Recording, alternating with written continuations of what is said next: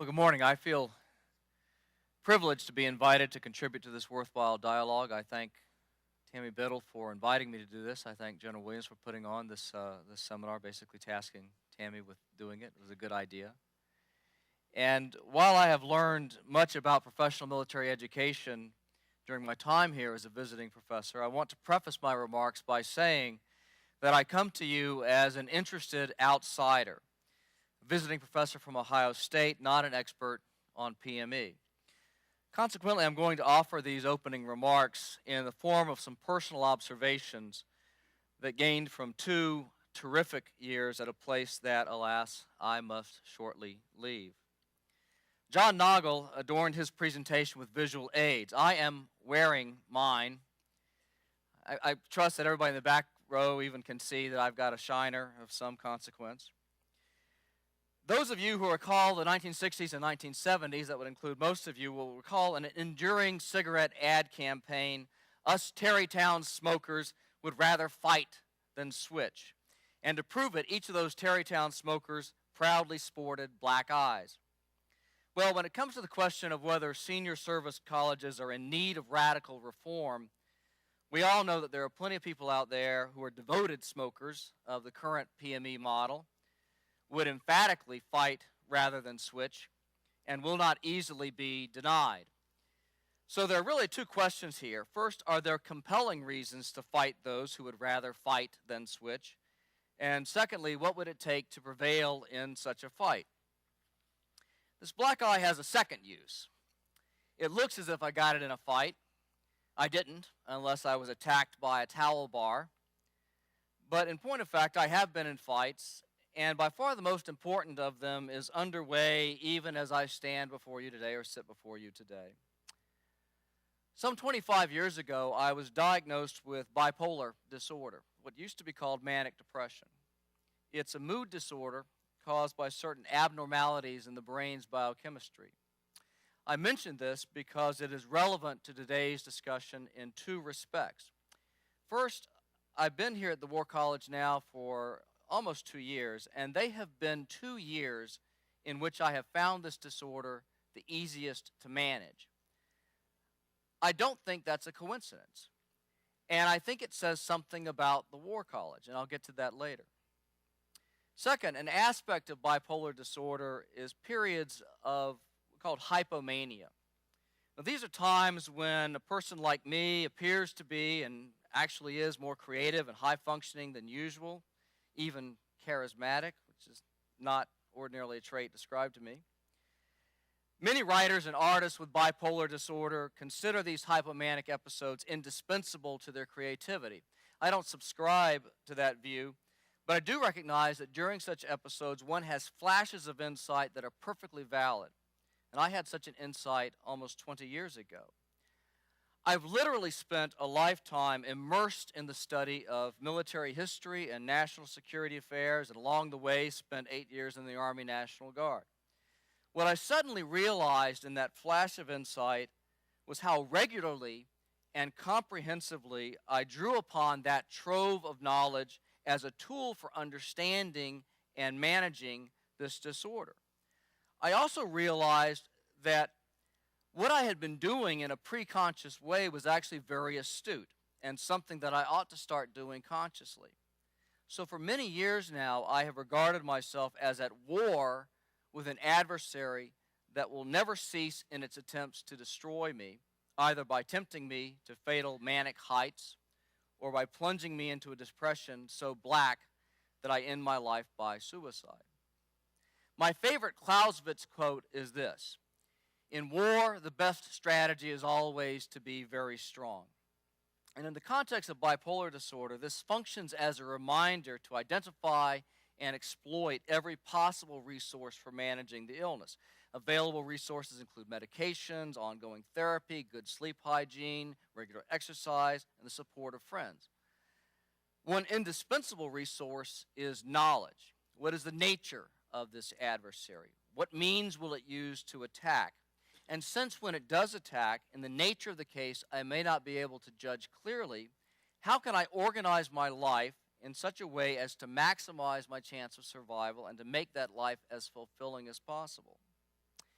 In the 19th century, military commanders would speak of a true line of operations, the logical base from which to pursue a particular objective. I've had to consider the question in the reverse. In the event I decompensated, where did I want to end up? I reached the counterintuitive conclusion that I wanted, if it came to that, to end up in a psychiatric ward. And what I've done over the years is to structure my life in such a way that I can conduct a fighting retreat that, if necessary, can only end in that place. If I could sum up in a sentence what my encounters with the military have taught me, it is this: you do what is necessary to accomplish the mission. So basically, I've discovered ways by which to use the very nature of the disorder symptoms in order to propel me to a place I'd rather not go, but is actually the safest place to be. I hope by now it is obvious to you that this illness has made me into a natural strategist. I habitually think in strategic terms. Well, one thing I expected to find here at the Army War College were a lot of natural strategists. Turns out I was dead wrong. Gifted leaders and terrific human beings I have found in abundance, but few of them think like strategists, and what is more, few of them want to think like strategists. They have excelled in the tactical and operational worlds. They like those worlds, and they are reluctant to leave them. And most of them are convinced that to get ahead in their careers, they probably should not leave that world, that the avenue to the best assignments and even to flag rank is strong operational performance. They are convinced of this because the armed forces have convinced them of it. You can plaster strategic or strategy on every course: strategic thinking, theory of war and strategy, strategic leadership, national policy, national security policy and strategy, theater strategy and campaigning, and a capstone strategic decision-making exercise, which are not going to make strategists of people by incantation. Strategists are made, not born. Rather than natural strategists, it would be more exact to say fluent strategists. But to become fluent in anything, you have to want the skill and be convinced of its utility. So the first thing I would suggest is that if a primary virtue of a senior leader is a mind that thinks strategically as a matter of course, then not only do the senior service colleges, at least the one I've had 2 years to observe, need to do a better job of teaching strategic art, which is part of the point of this seminar, but the organizational cultures of the armed forces have got to change in such a way that embedding mechanisms are found to signal to the officer corps that being a fluent strategist is career enhancing.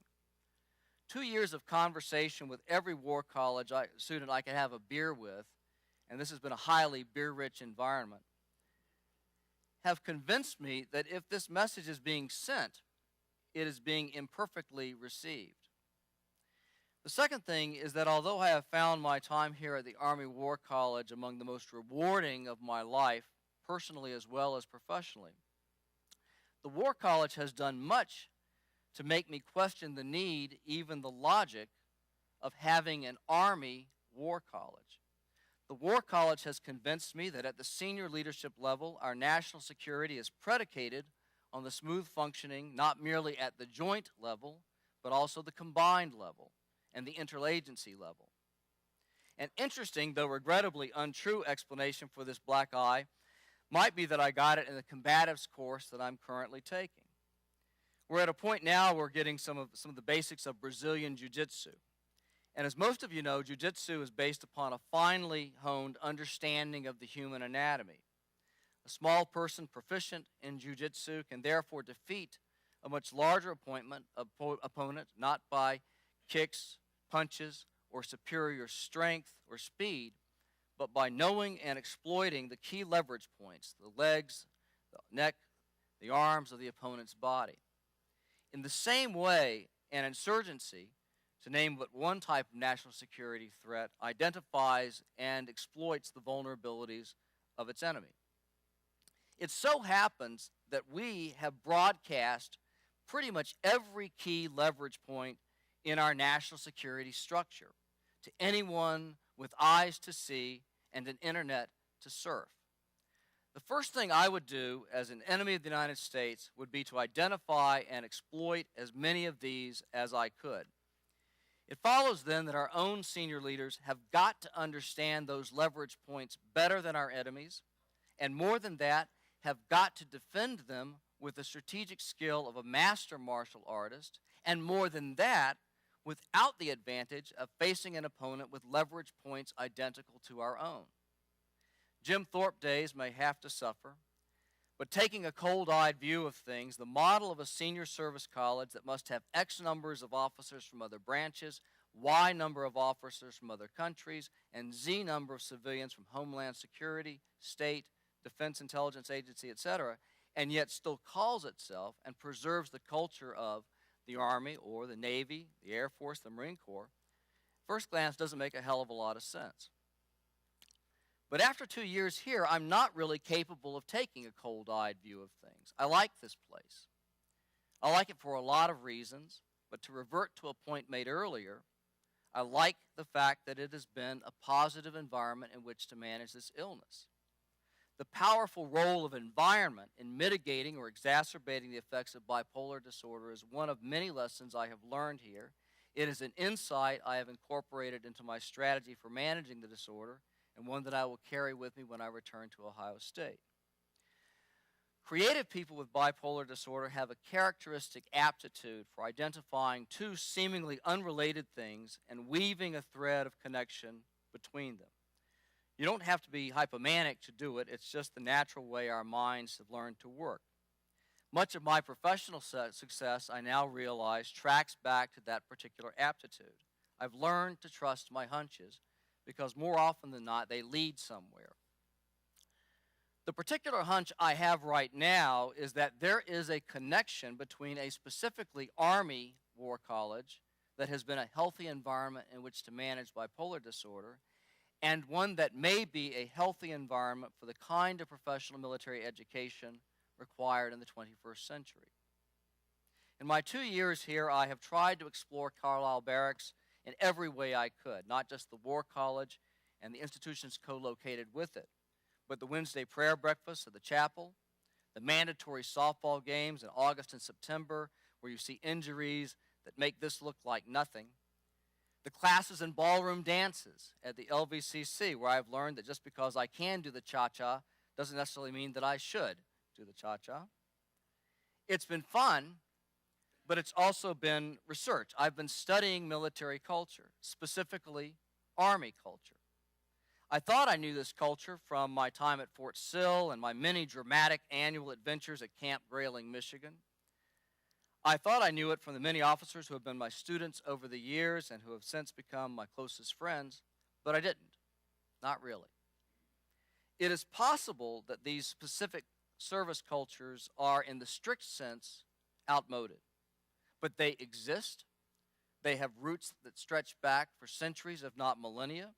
And in my time here, they have shown me that although they may sometimes act as intellectual blinkers, they play an incredibly powerful role in assigning meaning to and sustaining the lives of the officers who serve in them and those of their families. People here just plain cherish their respective service cultures. There is no other way to say it. So, it may be uncomfortable or unwelcome for officers to move from the operational realm to the world of VUCA, volatile, uncertain, complex, and ambiguous. That is a constant buzzword around here. And to gain the suppleness of strategic fluency that the world demands. Tough. Having bipolar disorder is, in its way, VUCA on steroids. I cannot gather much sympathy for someone who wants to be a senior leader but doesn't want to be an adroit strategic thinker. But given that it turns out to be difficult to get 05s and 06s even to regard strategic skill as something worth having, surely it is counterproductive to try and accomplish this in an environment that simultaneously diminishes the specific service culture in which they have spent their entire adult lives. If this sounds like a sentimental reason to preserve the Army War College, that's exactly my point. Sentiment has its place. And in my opinion, a valuable place that should not be underestimated, much less discarded. To the business of radically reforming senior service colleges in the sense of moving boldly down a road toward a joint, combined interagency approach, instead of making tentative, even somewhat symbolic steps, I say switch. And to those who like the current model and would rather fight than switch, I say, well, fight them and beat them. To do this would require a symbiotic relationship between outsiders who are able to speak powerfully, prophetically, as it were, in favor of these reforms, and insiders who know the institutional policies and can navigate the system successfully in order to implement them. But to the business of reforming those colleges in the sense of eliminating the specific service cultures embodied in them, I suspect would not only be highly difficult, it would likely have unintended deleterious consequences. So on that point, I myself would emphatically rather fight than switch. Again, I appreciate the opportunity to be here today, and I look forward to our discussion. Thanks very much.